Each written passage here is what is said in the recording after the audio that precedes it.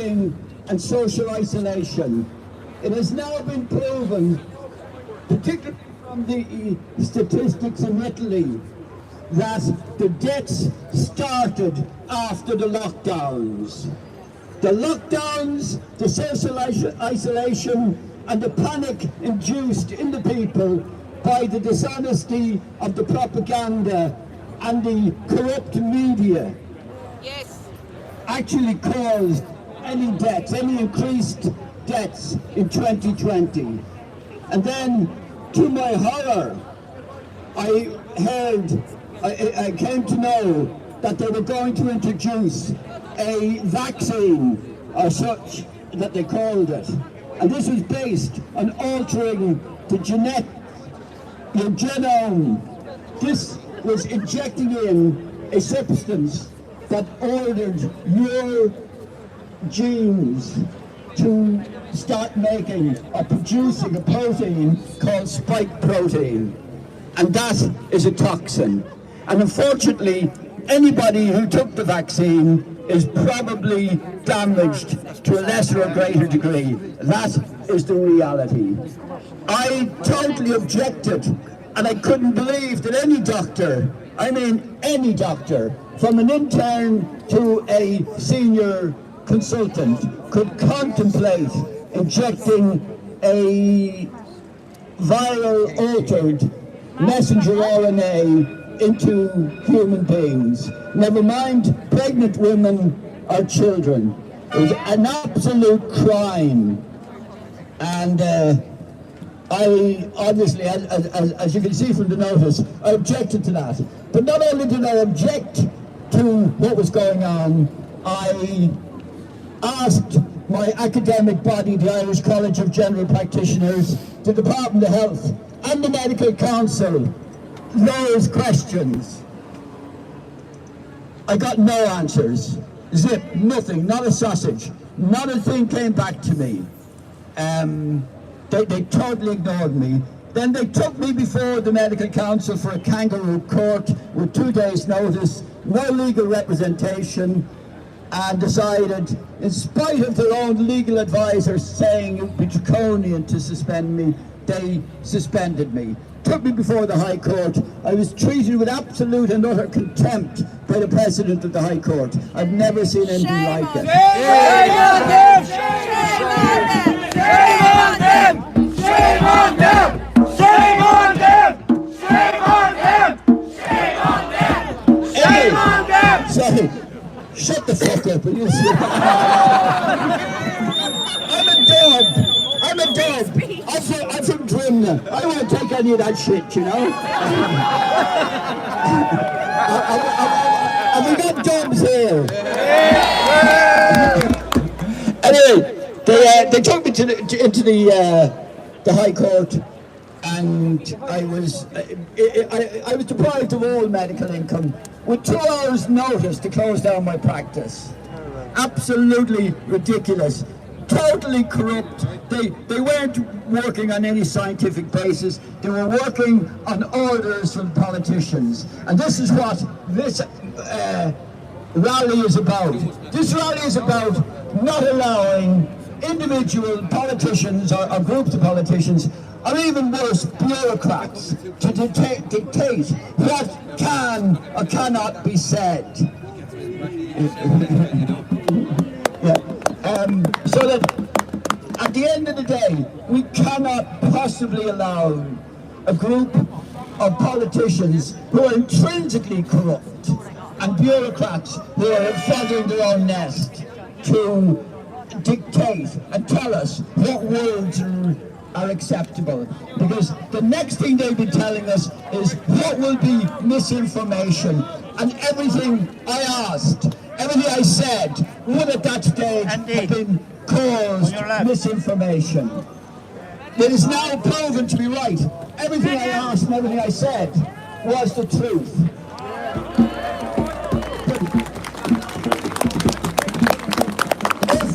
If they have their way, not only would I be struck off, vilified, demonized and insulted and excluded from everything, but I would end up in prison. And if they had taken me to prison, I would have gone on hunger strike. And I'd be dead now. Now, there's lots of people might want me dead, but at the end of the day, we cannot allow somebody like me, who is genuinely driven by their conscience, to be silenced the way I was silenced. No, I think the cards are just as a matter of interest, it wasn't hard for me to do the right thing. I knew what was the right thing. It would have been harder. It would have been harder for me to do the wrong thing. Okay, thanks very much. I don't want to block up the traffic anymore. Thank you. Hello, Jenny.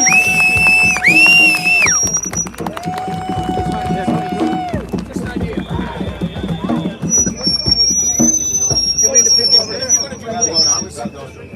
A little bit, okay. Yeah, great stuff. 1, 2. We're going to start it out now, yeah. Okay. 1, 2. Hello. Is this better? Can everybody hear properly now? Yeah. Whose speech? Air speech. Whose speech? Free speech. Whose speech? Whose speech? Whose speech? Air speech. Okay, I think we have another speaker to come up. Oh, this is much better. Yeah, much better. Do you want me to... Is there someone else to come up?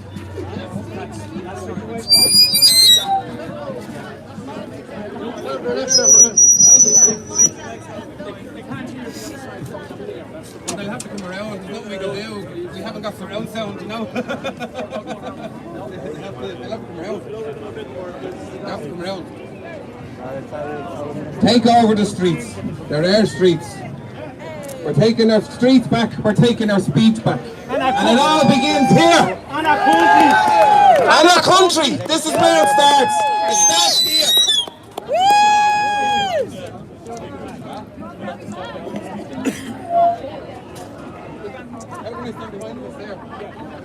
Jak oni nas napierdalają pałami, to jest dobrze.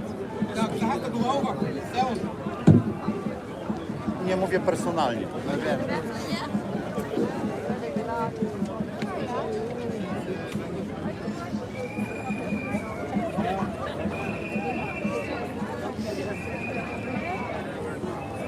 Testing, testing. 1, 2.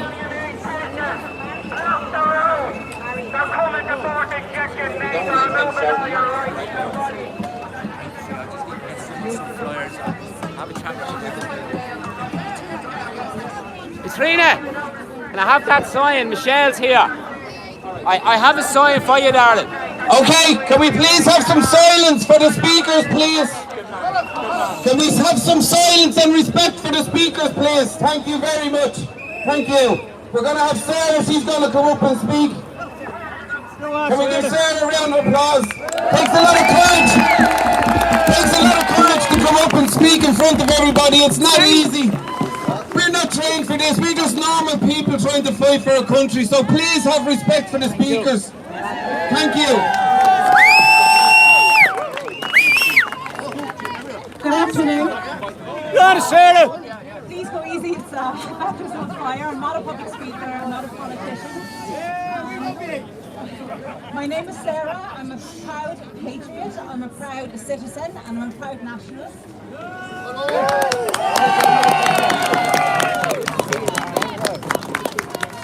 You'll forgive me for reading from paper. The purpose of my 10 minutes, so very short speech, is to give a background and introduction to the real objectives, the role, the scope and the purposes of this new hate speech law.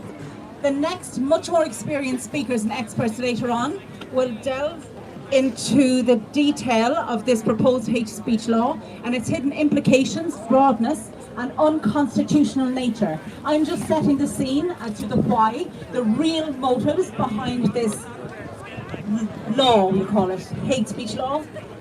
You need to understand that the hate speech law is not what it says in the tin. It's a sinister, deceptive tool to basically control and unilaterally implement the narrative of Agenda 2040.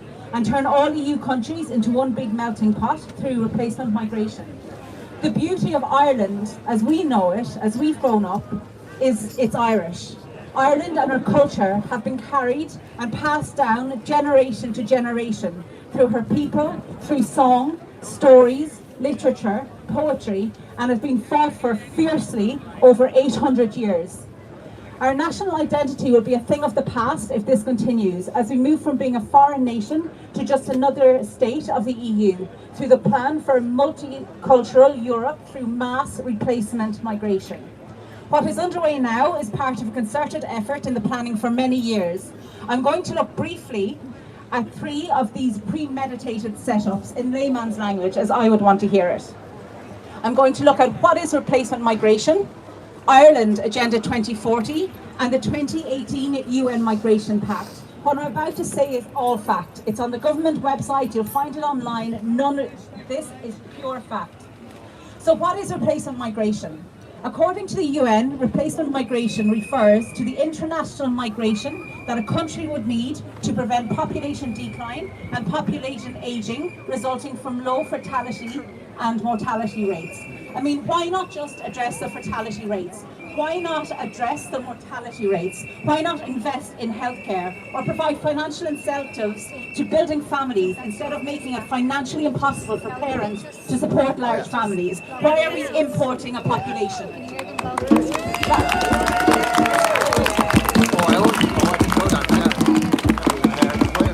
Back in 2011, former EU Commissioner and member of the Foundation Board of the World Economic Forum, Peter Sutherland, quoted that the EU should do its best to undermine the homogeneity of its member states by encouraging more migration and greater multiculturalism. We do have our own culture, yeah, we'll keep it. So what's Agenda 2040? Well, Green Party TD, another traitor, Eamon Ryan, said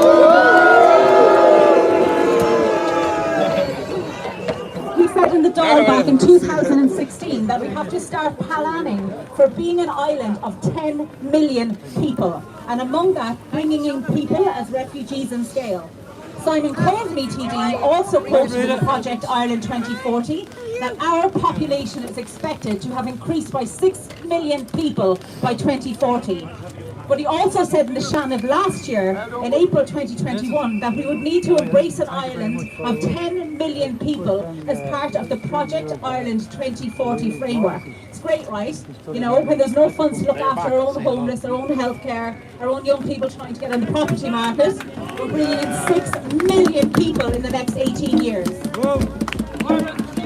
Now this is scary, yeah? This bit. Let's look at the 2018 UN Migration Pact. This pact, meant to foster cooperation globally on migration, was agreed in July 2018 by all 193 UN members, except the United States and Australia. However, only 64 actually signed. 10 countries, mostly in formerly communist Eastern Europe, pulled out. Obviously, from experience, these guys saw the signs. They knew what was coming. They'd gone through it. President Trump's administration said the global approach to the issue was not compatible with US sovereignty. Australia said it wouldn't sign up to a deal that would compromise its hardline immigration policy. But of course, for us in Ireland, Minister Coveney just couldn't wait to sign the UN Migration Pact back in 2018.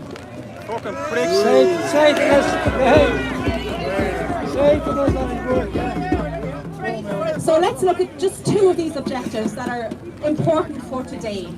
Objective 15 of the Pact requires governments to enact laws that give illegal migrants the same rights and access to public services as legal migrants. So let's look at that again. Illegal migrants have, in writing, according to this 2018 UN Migration Pact, the same rights as legal migrants. That includes, by the way, guys, that includes local voting rights. Look what's happening in Killarney. We were down, so Ireland First, we were down in Killarney a few weeks ago. They had a population of 10,000. They now have a population of 13,500, right? So that's 3,500 that were moved in the last couple of months. Now, these people have local voting rights. Who do you think they're going to vote for? Are they going to vote for a nationalist? Obviously not.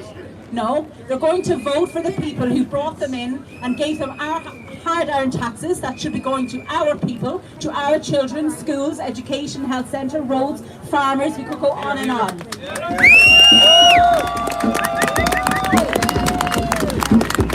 I'm not even going to touch on the fact that the majority of these are unvetted and not fleeing war. According to, by the way, what is deemed a safe country in EU legislation. They actually bypass safe countries to get here. There are no direct flights. They didn't come here directly. They passed through other safe countries that they were able to get into. Objectives 17 and 18. So this is probably, I think, the most important one. And I only found this out last week. I'm plagiarizing Tommy Murphy's speech, but he gave me permission. Objectives 17 and 18 of this Act, now listen to this, requires governments to fund, train and create media professionals and media outlets that would promote migration in a positive, sensitive light, while at the same time cracking down on media outlets that are critical of migration. So let's think about this. Objective 17 and 18 requires the governments to fund, train and create media professionals and media outlets that will promote migration in a positive, sensitive light, while at the same time cracking down on media outlets that are critical of migration. So independent media, yeah? I don't think so. I mean, it clearly advocates propaganda. It's literally written in black and white, promoted and endorsed. I'm nearly finished, I promise. The last bit goes quickly. Thank you. Well, unfortunately, yeah, that's true. It is educational, but unfortunately the people here, I think, are already aware. We need to get the message out to the rest of the sheep. Scream it, like get it out, get the message out, spread it. If every person spoke to one person every 2 days, that one person spoke to one person every 2 days, we would reach the country. So I'm going to continue because it's freezing and we need to move on. I'm in absolutely no doubt that what I've read to you today is part of a concerted effort for planning for many years, using the emergency laws commenced back in 2020 to further the agenda. I believe we're looking at Project 2040 in full swing under the guise of humanitarianism, but in fact it's nothing more than the Plantation 2.0 of Ireland. I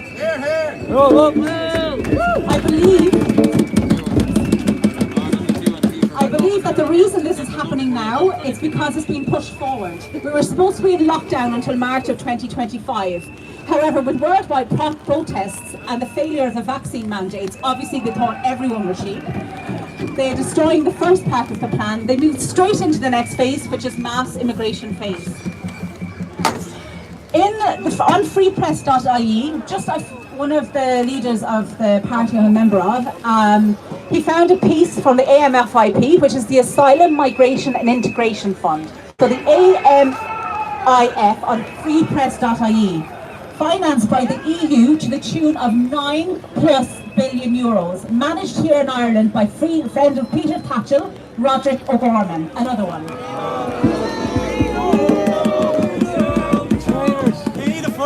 So this 9+ billion euro, what's it for? It's their funding from 2022 to 2027 to help migrants settle into Ireland. 9+ billion euro over the next 5 years to help migrants settle into Ireland. Isn't that nice? You know? It is a joke. It is a joke. I mean, a lot of open avenues here, we don't have time. Like, where is this money to help fight crime? Our farmers, for God's sake, like that.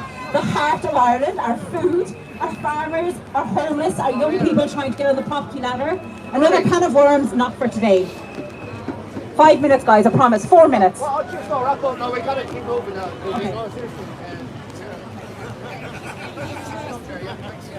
Okay, I have to keep on because I kept going on. But let me just say, I'm going to vote, what can we do? We need to vote, we need to get them out. I'm not saying vote for my party. Get them out, yeah. Get them out.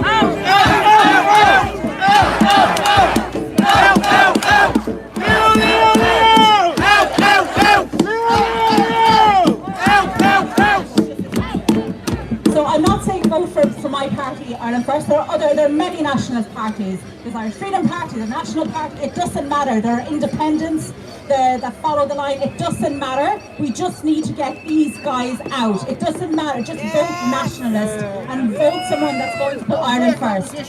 Ireland needs to wake up. Watch Tracy O'Mahony's YouTube video. Tracy is an established barrister. It's only 20 minutes long, but she breaks down this 40-minute legal document for people like me, the everyday, normal, non-legal mind. To conclude with the opening line from the Proclamation of the Irish Republic, 1916. Irish men and Irish women, in the name of God and of the dead generations from which she receives her old tradition of nationhood, Ireland, through us, summons her children to her flag and strikes for her freedom. Erin Gobra, thank you.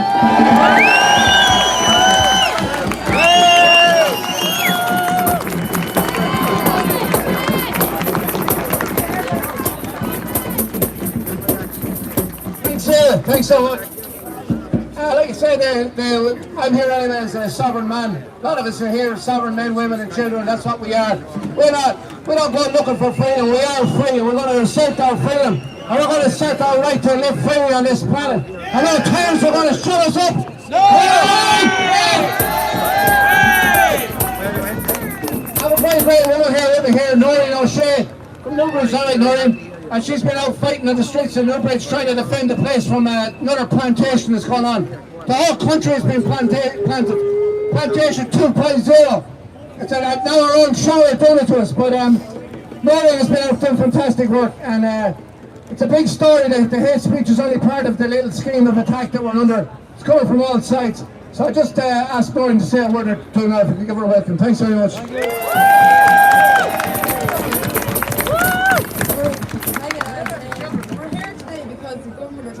Free speech. Now they're trying to take what's God's given and not state given, so they won't get away with it. But I'm here today as a sovereign Irish woman and a mother as well. I'm here to protect my rights for my children. They're coming for the free speech lads because they know what's coming to Ireland in the next couple of months. They're coming in every angle. They're coming to take your homes as well. Paul Murphy is bringing in the yoke for that amendment 39. He's coming for your homes, which states in that every resident in Ireland is entitled to a home. Now, we're citizens of this country, but in the direct provision they're automatically given residency after 3 months. But the Ukrainians that come here, they're automatically given residency in this country.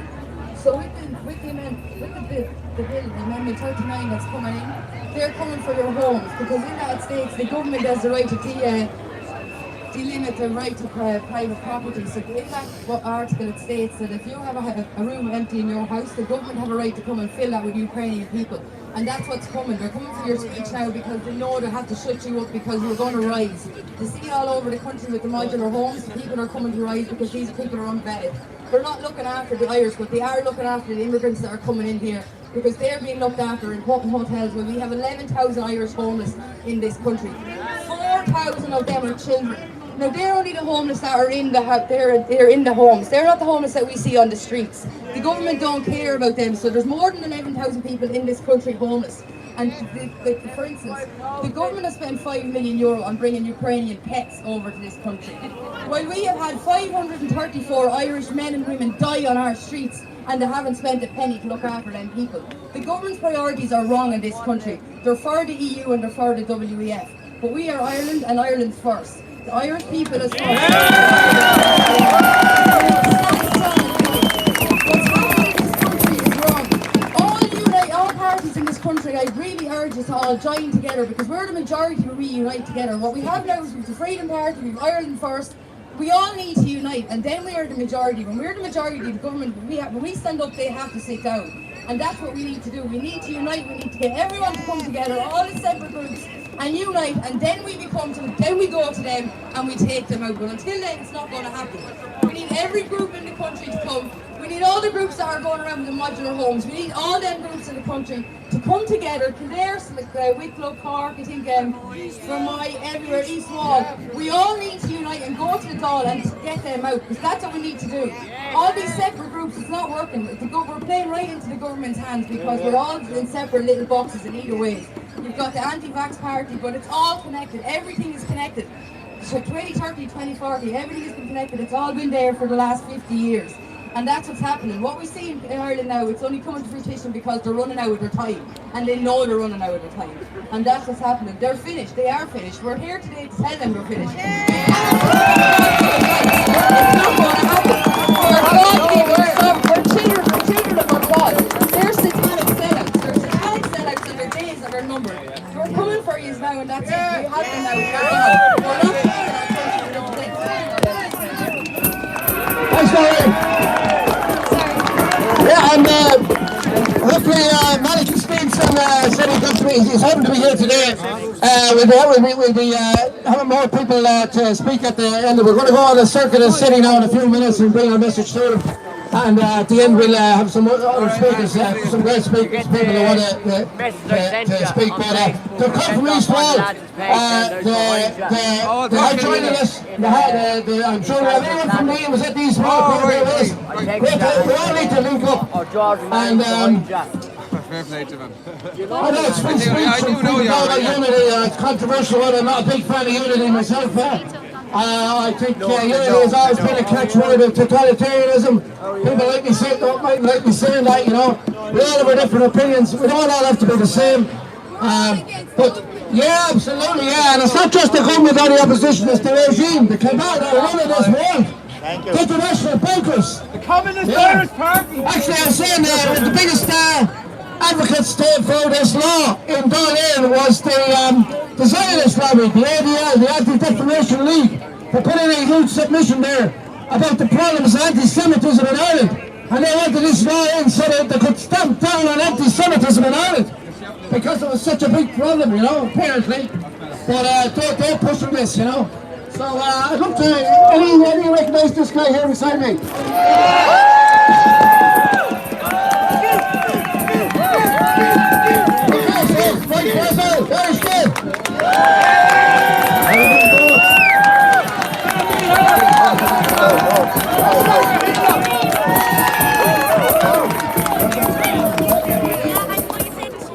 I'm not here in any political sense today. I'm here as a father, as a very concerned father for my 2 young children and their future. I'm here, I'm going to keep this short and sweet like I normally do. I'm here to send a message to the establishment that we're not going away, or I'm not going away. You're not going to shut us up and you're not going to curb my free speech. Yeah. You've created an enemy that you never wanted. You created an enemy. Mothers and fathers willing to die for their children. Grannies, grandmas, aunties and uncles willing to do whatever they can for their families. That's not an enemy you want. But that's the enemy they now have. And these free speech or this new hate legislation, we already have robust hate crime laws in Ireland. The 1989 Prohibition to Hatred Act. It's very robust, and not a lot of people are prosecuted with it because we're not the hateful bunch of people that the media continuously say we are. Oh, we're racist, we're far right. They're making all these words meaningless, and the longer they go on, the more that people see through it. Like there's an 81-year-old woman here. Does she know that she's the face of the far right in Ireland? And these new hate speech laws as well, they're open to abuses by Antifa crackheads over there. I get messages off these 2 people here, the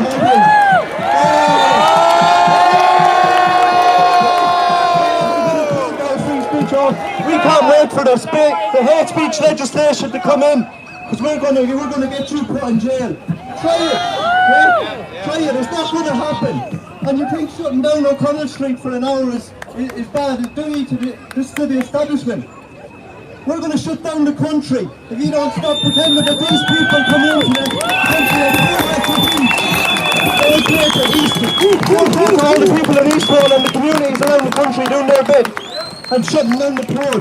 We're waiting, if you don't stop what you're doing, wait till we shut down the country, we'll shut down all the main transport routes. The M1 roundabout and F9, the motorways, and see how your economy goes then now. So I'm just here in the capacity as a concerned father, and nothing more. I'm going to be a lot more better speakers here today than me, so. Hello, Mick! I was saying they're open to abuses. They're so open to abuses that being offended is a choice. So we should all be offended. The people, the Christians that are here, that are being persecuted the whole time and hated on, get offended. Overload the system, make it ungovernable. The Gardaí are overworked and understaffed, the courts are overwhelmed. Make it impossible for them. Fucking fight. That's it. End the law!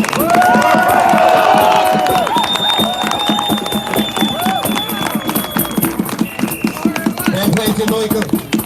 Amazing patriots. I'm only going to give a few words because we're going to start getting our boots onto the ground now and marching around this town. This is our streets! Whose streets? Our streets! Whose streets? Our streets! Whose streets? Our streets! And we're going to show them! We are going to show them! And we want to use our free speech and free our minds and not be censored! We have to stop the self-censorship! We have to stop it. And the only way of stopping it is getting out and speaking the truth to everybody at all costs. Because if we don't, we're going to be in a detrimental time for our kids. We'll have absolutely no future. It's all about the kids now. It's all about the kids. If they can't speak, they have nothing. They'll have nothing when they grow up. They won't know freedom like we do. We have to keep it free. We have to keep freedom alive for them. They are the future.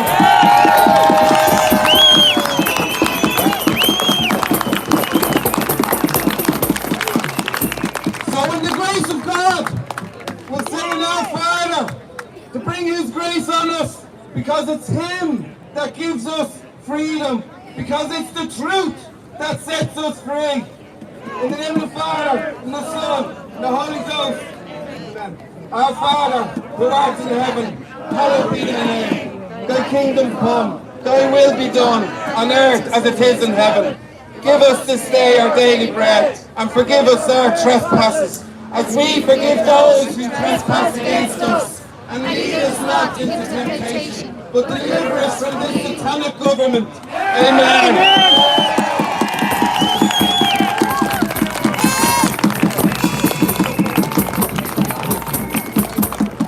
Hey folks, get ready to march and rock and roll, okay? Just a few pointers there. No, we won't be rushing, guys. We're going to take it easy on the streets. Don't let you tell anyone tell you where to go. Our streets, we're taking to public assembly, and we're going to do a circuit of the city, okay? So follow the leader, okay?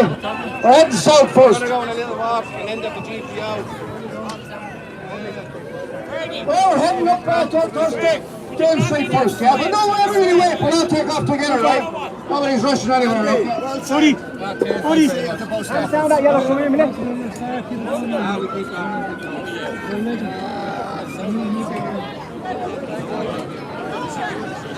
Yeah, but. Hey, Vincent, there, right? To say to you, right? Not everybody might be fit for. We'll be walking about a mile, I guess, 1.5 kilometers. But anyone who's not up for a long walk, what we're going to be doing is we're going to be finishing up at the GPO. Okay, so there'll be a number of speakers at the GPO. We'll have our freedom of speech rally in front at the GPO. So anyone who's not up for a walk, you're going to go straight down to the GPO. After here, there'll be music and you can hold the spot, right? And keep the spirit, keep the flame rising, keep the flame lighting. It was there that the heroes that fought and died for Ireland stood and died before. And there are many people there during the lockdown keeping it going, fighting back. So hold your ground, okay? We're about 3:30 before we get back to the GPO. Okay. Sorry, yeah. You're right here. My friend. Yeah. Thank you so much. Are you going for the walk here? Oh yeah, I sure am. I mean, I hope to stay up near the front so that when we arrive at the post office, I'd be positioned. I would have to push my way through people, to get to the thing.